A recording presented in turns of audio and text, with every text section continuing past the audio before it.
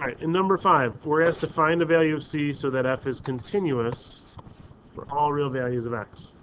Well, we've got a line and a parabola, so we know those by themselves are continuous functions, right, because they're polynomials.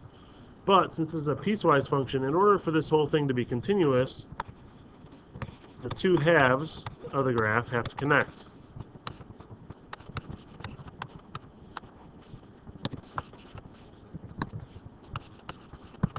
The two halves have to connect.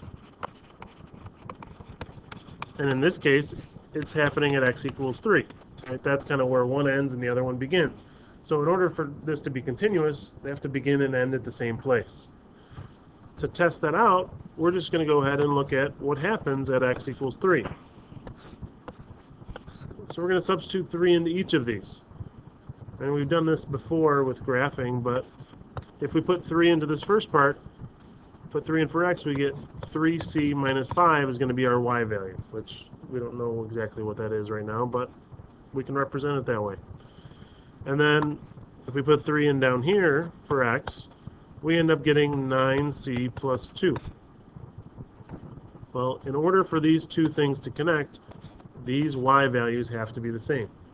Right? The y value that we get out of this function and the y value that we get out of here have to be the same in order for these to connect and to be continuous.